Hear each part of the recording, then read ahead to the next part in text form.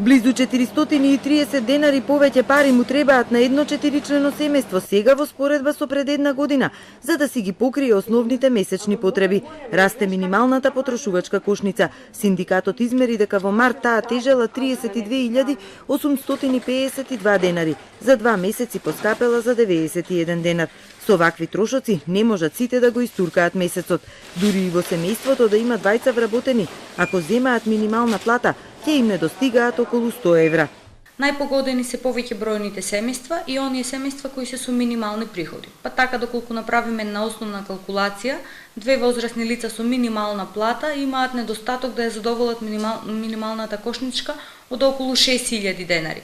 Тоа е главно поради два аспекти. Најпрво, во структурата на потрошувачката кошница доминантни се храната и пијалоците, а заради минималните примања кај овие семејства тие издатоци и учеството е многу повисоко од она просечно учество од околу 73%.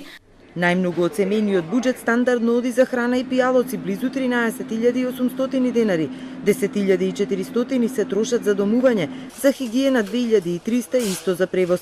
Над 2.000 денари требаат за облека и обувки, а најмалку пари нашите граѓани даваат за здравието, само 700 денари. Статистика измери дека во февруари просечната нето плата е 24.192 денари. Сепак и натаму многумина не се осигурани на целиот износ.